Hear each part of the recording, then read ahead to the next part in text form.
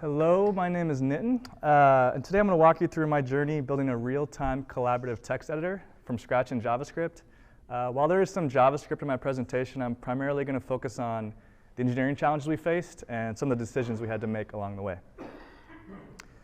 So I didn't build Conclave on my own. I had two great engineers with me, Elise out in the Bay Area, Sun Lee in New York City, and myself, Nitin, in Minneapolis. We're obviously a remote team, and as we were working on another project, we found it very difficult to program together, to kind of pair program or program the three of us together using just screen share and video chat. So we started looking into existing collaborative editing tools, and while doing that, we decided to explore what it would take to build one on our own. So towards the end of my talk, I will show a demo of Conclave, but for now, this is kind of what it looks like. It's a web application. It's hosted on Heroku. You open the site, and you're given kind of a blank document if you're the first person to open the site. You're given a sharing link, which you can share with your collaborators. And when they click that link, they're automatically connected to your document. You can upload an existing document. You can save your current document. It kind of looks like a basic version of Google Docs at this point. So before I get into what a collaborative text editor is, I'm going to talk briefly about what a text editor is. So it's obviously just an ordered list of characters. Each character is going to have a character value, like the letter or a tab or a space, and a numerical index that represents its position within that ordered list. And then there's two basic operations you can do with text. You can insert characters and delete characters. So let's say we have the word cat. You have three letters there, three values, and three indices, 0, 1, and 2. Let's say you wanted to insert an O to make a coat. What you would do here is you have an insert operation with two parameters, the new character value and the position. To delete is even simpler, just the positional value, and that removes the character. The important thing to note here is that when you're inserting a character or deleting a character, you don't just affect the character you're trying to insert or delete. Potentially, you have to affect every other character's position within that document. So what's a collaborative text editor? The difference is we want multiple people to edit the same document at the same time. So we'll have to provide a copy of the document for every user so they can have that open up in their browser. And when we say real time, we want it to be real time. So we want them to be able to make edits on their document as if they're using a basic text editor. We don't want to have to wait to see if that change is allowed. We don't want any kind of waiting. We want that edit to be applied immediately. An example of a non-real-time editor would be something like Git, where you can't have multiple users editing that same document, but there is that extra merge that has to happen at a later time. So to allow this to happen, I'm going to set up a basic architecture for now. It's our initial architecture, where we have a central server in between all of our users. It's pretty much responsible for relaying operations. So as a user makes a change to their document, it's got to get relayed to all other users collaborating on that document. And it's going to go through the central server to do that. So with that, that's our basic collaborative text editor. Let's see how it works. So we're going to do the same operations as before, except with two users this time. We're going to have user 1 insert and user 2 delete. So user 1 inserts the O, position 1, sends that to the central server. User 2 deletes character position 1 and sends that to the server. As you can see, we have a problem. One user ends up with cat, one user ends up with cot. The reason might be fairly obvious here. It's because the operations were applied in different orders. And so you got different results. This is kind of the main problem that you run into. How do you allow users to make changes to their local copies and ensure that their copies all converge and stay consistent? Here's another example. Let's say both users start with cat again, and they want to delete the first character. They send a delete operation at position 1, and they send that operation through the central server. What happens here is we have this extra delete that happens. The character's already been deleted, but the other user doesn't know that yet. So they delete another character. And while we get the same document state on both sides, we've lost data, and that's bad. It's really bad. So this is the basic summary of our problem. We've now seen that a collaborative text editor cannot just work like a basic editor. And the reason is because it doesn't satisfy two key properties. So the first is commutativity, which means that no matter what order operations are applied in, you should end up with the same result. So to take numbers, for example, addition is commutative because a plus b equals b plus a, but subtraction is not. And then idempotency, which means that if you apply an operation repeatedly, you should get the same result. So for numbers, again, if you multiply a number by 1 repeatedly, you'll still get that same result.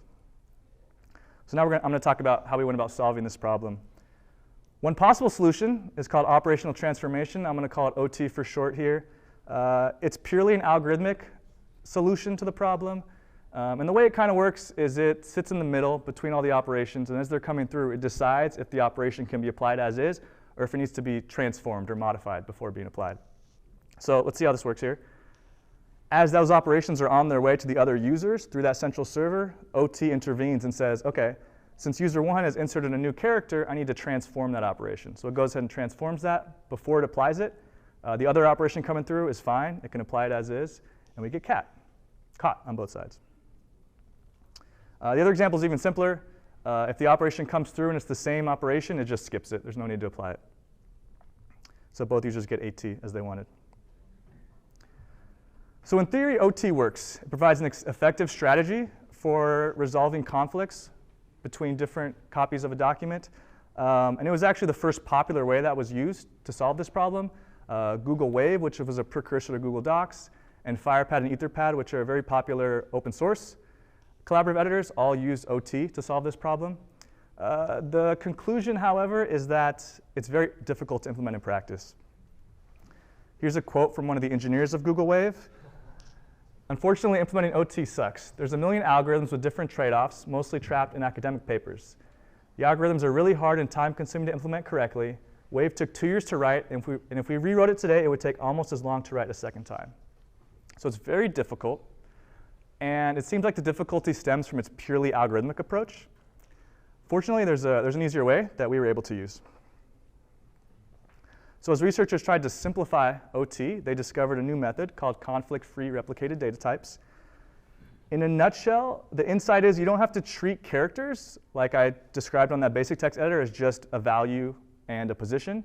You can kind of represent them as more complex data types, add more properties to the data structure. And the trade-off, or the benefit you get, is that the algorithm is much, much simpler. So CRDT is just a strategy. It's been used across different types of distributed systems. I'm going to focus on how it works for collaborative text editing. So to achieve that commutativity and idempotency that we wanted, there's 2 key properties that we need to satisfy. We need all our characters to be globally unique, and we need all our characters to be globally ordered. So for the first one, to make them globally ordered, we assign site ID, which is a unique site ID, and site counter properties to every character that we created. And the key is that if you increment that site counter whenever you create a new character, then you ensure that every character in the entire system is globally unique. So let's see how this changes our earlier example.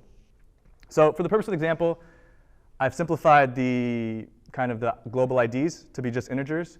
The key is that they're unique. And now when you do an insert or delete, when you do delete, you don't delete by the position. You delete by the global ID. And that way, when that delete operation gets sent to the other users, there's no way they can delete that same character because it doesn't exist. There's only one version of that ID. So we've got that idempotency that we wanted.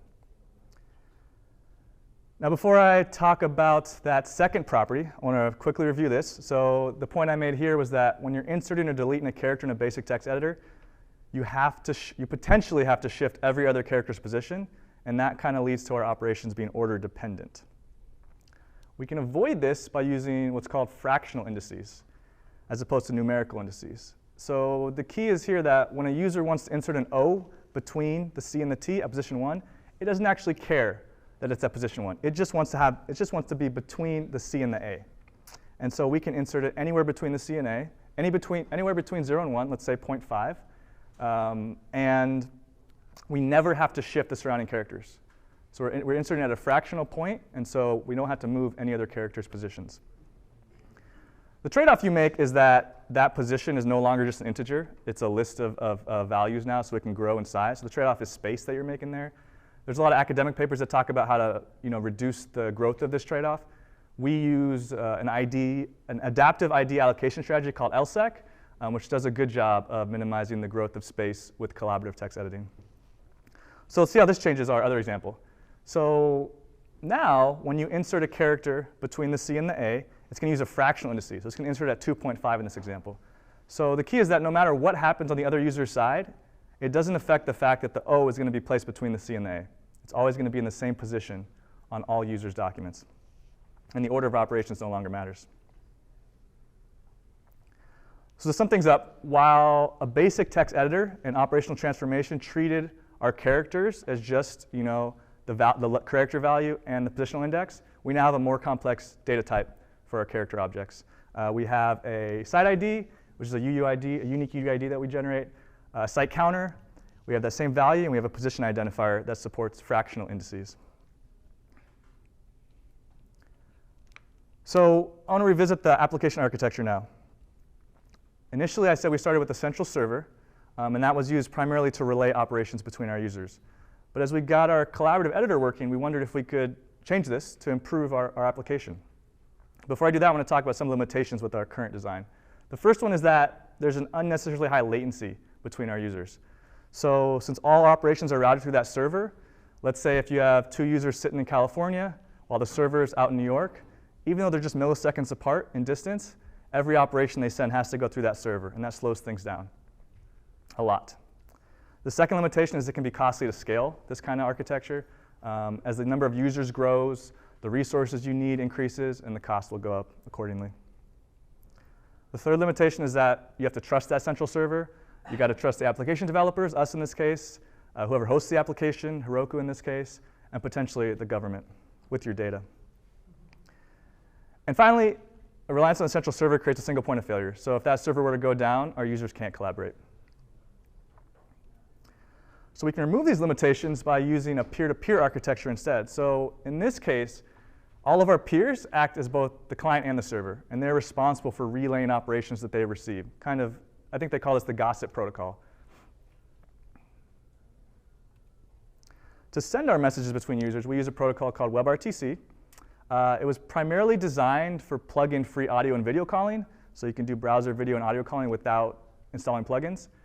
We were able to use it because it also has a pretty cool data channel that allows you to just send text messages between browsers. And so that's what we used. The important thing to note is that there is still a small server that's required for WebRTC, and it's called a signaling server, and it's required to initiate connections between users. But it's important to note that even though that server is required, no user data has to travel through that. It's just for the initiation of the connection, so users can find out where each other's located, and after that, it's actually no longer needed. So this is a super basic representation of what happens in signaling. When the user first opens the application, it registers with the server through a WebSocket connection and pretty much tells the server where it's located, its IP address with some other information. The signaling server assigns a unique peer ID to that user. We use that peer ID in our sharing link. So since that peer ID is unique, our sharing link is unique. And as I said before, it allows us to provide, like a user can provide their sharing link to another user. When the user clicks that sharing link, they're automatically connected to that user. So it's essentially a kind of a pointer to each user. So in the real world, most users' IP addresses are not publicly available.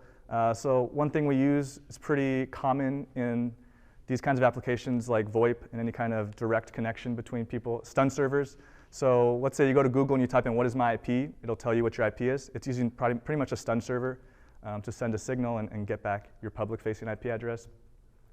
The second thing that we use that's a little different is a turn server. So in case users cannot connect for whatever reason, they can't establish WebRTC connection, they can fall back on a turn server, which pretty much relays operations like our central server had been doing. To actually implement most of the stuff I talked about, we use Peer.js, which is a really cool library that takes care of a lot of the signaling and initiating connections behind the scenes for us. And the last thing to note is that the data channel WebRTC relies on the UDP protocol, which means that unlike TCP, the order of operation, the order of delivery is not guaranteed. So your messages might arrive in a different order than they were sent. This can cause a problem.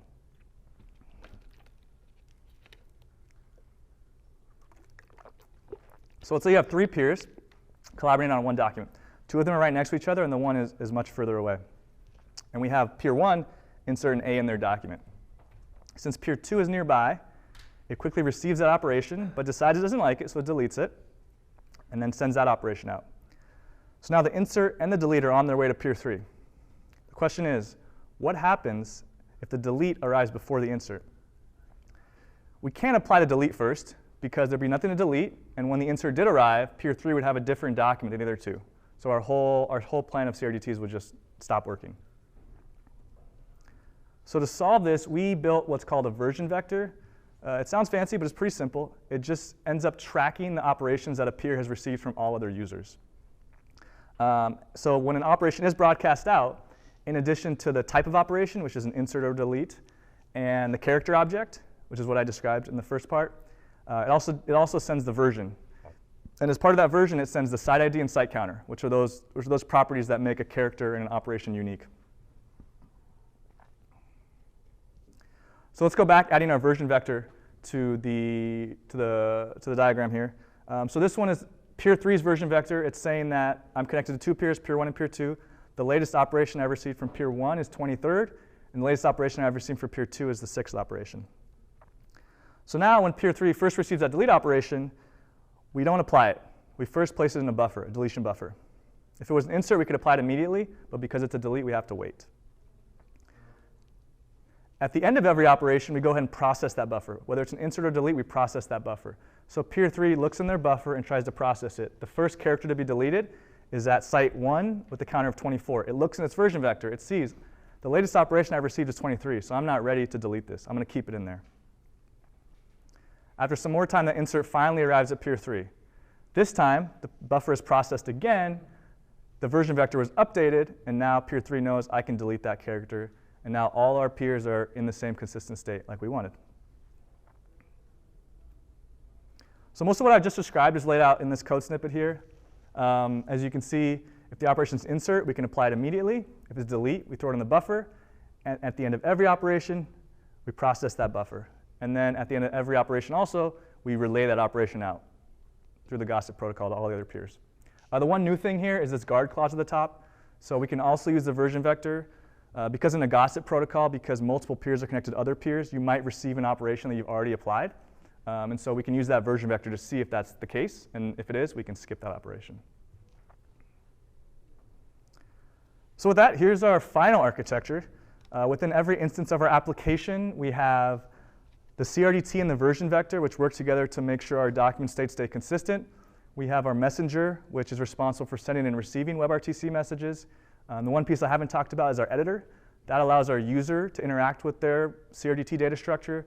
We use the code mirror library to do that, and it pretty much just indicates the cursor position when a user makes changes to their document. Since it's a peer-to-peer application, all the logic has to happen in the browser. So it's all client-side JavaScript.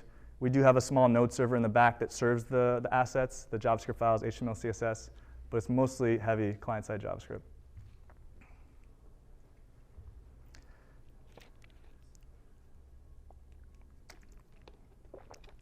So as we began to actually use Conclave in practice, we found a lot of things we could improve. So I'm going to talk a little bit about that, what we did there to improve it. The first thing we noticed is our editor started to really slow down as the document grew in size.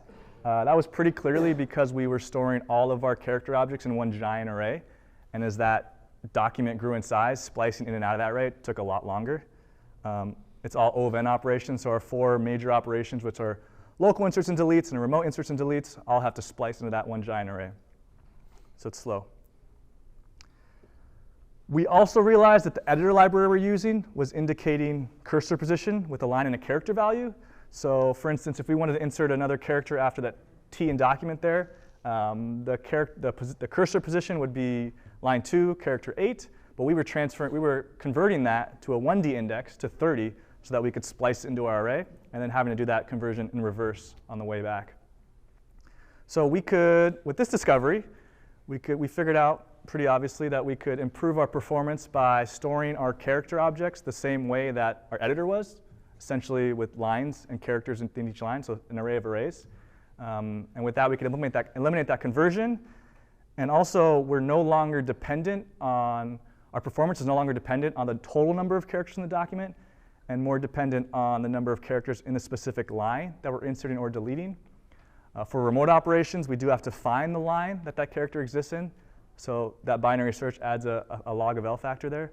but it's a lot faster than the OVN that we had before. We wrote some performance tests on our CRDT to see how much faster. As you can see, it's quite a bit faster. The units are small here, but for our one giant array, for 100,000 operations on our CRDT, it took about 14 seconds. And with the array of arrays, 100,000 operations is down to less than a second. So it's a huge improvement, at least on the level of our CRDT. Now, this doesn't take into effect our editor. It's just the CRDT data structure, but still a lot better. Our other major optimizations had to do with how we managed our peer-to-peer connections. So while WebRTC allows users to connect directly, the developer is still responsible for managing and distributing those connections. When I use the word network here, what I mean is I'm referring to the network of users collaborating on a specific document. So if 5 peers are collaborating on a document, that's the network of users for that document. So a really early problem we ran into is we'd have 3 users collaborating on a document. We'd have peer 1, who would send out their sharing link to 2 other users. Peer 2 and peer 3 would click that sharing link and connect to peer 1. And so the way peer 2 and peer 3 were connected was not directly, but through peer 1. So the obvious question is, what happens if peer 1 leaves? Peer 2 and peer 3, like that central server or single point of failure, can no longer collaborate. So our solution was to create a way for our peers to discover each other. And we do that through a network list. So while every user might not be connected to every other user in the network, they are aware of that user. They are aware of every other user, and they have access to that list. So now adding a network list for every user, when peer 1 leaves, they get crossed off that network list, and peer 2 and peer 3 can then look to see who else is in that network list, use it to connect, and continue collaborating. So this works, and with using this case, we'll always have an ability for, if there's users in the network, users to discover each other and continue collaborating. But we wondered if we could proactively avoid this type of failure, because there is that time where users aren't connected. We want to avoid that time. So in our initial design, I talked about how when a peer opens a document, they get a sharing link, and they send that sharing link out to a number of users. So a typical use case might be, you have a Zoom meeting, and you want to collaboratively edit some meeting notes. So the organizer of the meeting sets up the meeting, also sets up a Conclave instance, and sends that link out to the users. They all click that link, and they all connect to peer 1. The problem here is that with this use case, our structure starts to look like that central server structure that we were trying to avoid with that single point of failure. So we're trying to move away from this. So to avoid this, we added an evaluation step. So when another peer would connect, instead of automatically connecting to that peer that they were pointing to, we have them kind of evaluate that request. So peer 1 will evaluate the request and see if it's reached what we call maximum connections. At the moment, our check is pretty naive and mostly a factor of what we found to work in practice. So right now, if the number of connections is greater than 5 or more than half the network, we forward that along to another user. So in this case, peer 1 sees that it's already connected to more than half the network. It's going to forward it along to another user. Peer 4 grabs that request. It sees that it doesn't have too many connections, and it accepts that connection. So in a way, we've started to kind of better distribute our network. It's not perfect yet, but it's a lot better than one single point of failure. All right, so now it's time for a demo.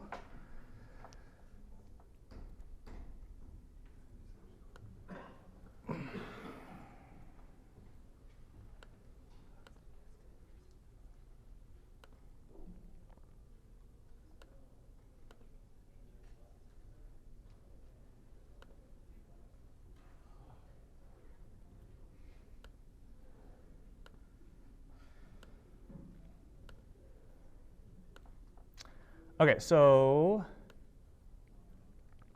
traditionally, typically what we would want you to do is open up Conclave. You've got your sharing link here. You can click this.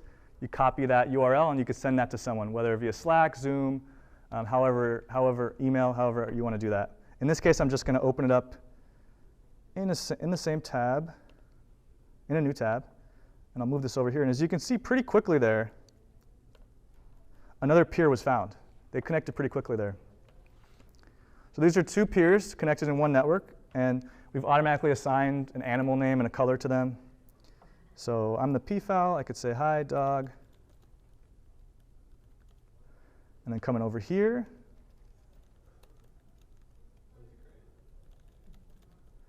And now we have all the basic operations here. So You could cut, come over here, cut and paste. And then let's say a third user wanted to join. And as you can see here, we already have text that's been created for that user, for this document. So what's going to happen there?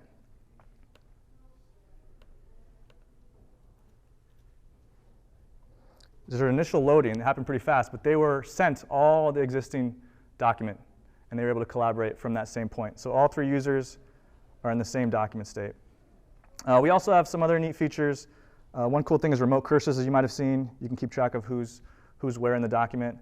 We also have video calling, which is pretty simple to implement once you have WebRTC set up. So you can place calls and accept them. Quickly wrapping up here.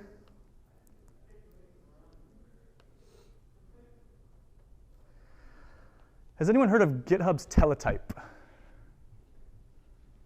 One person. 2, OK. So teletype is an Atom plugin that GitHub released in November, right as we were wrapping up development. And it does pretty much the same thing. Obviously, it's not a web application. It's an Atom plugin. The cool thing is, though, it uses pretty much the same technology that we used. It uses CRDTs to resolve conflicts, and it uses WebRTC to send data between users. So that was pretty cool to see. If you want to try our editor out, we have a browser embeddable NPM package, so you can set that up in your own application. Future plans, as I talked about, our optimizations were mostly done from manual testing. We'd have the 3 of us have documents on each other's computers, or we'd have multiple tabs on one of our computers. That's pretty limiting. We're not able to scale up and test tons of users. We're not able to scale up and test different levels of latency or users in different geographic locations. So if we could automate testing, we'd be able to do that and kind of really push Conclave and see how far it really can go. The other thing is we want to optimize mass insertions and deletions. Right now, our CRDT handles operations one at a time. So when let's say like I did that cut and paste with multiple characters, our CRDT is still processing that one at a time. So if I were to try to cut 100 characters, it would take a long time to process those characters, and it might hang a little bit. And the last thing is replacing Pure.js, that library we were using. It's a great library. It made things a lot easier, but it's not being maintained no longer. So for instance, Safari got WebRTC support in the last year. Pure.js still doesn't support Safari. So our app does not support Safari right now.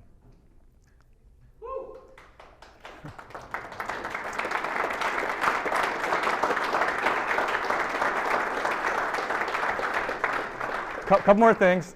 I kept my presentation at a little bit of a higher level. If you want to learn more and dive deeper into how things work, we've wrote up a case study that's available at that link.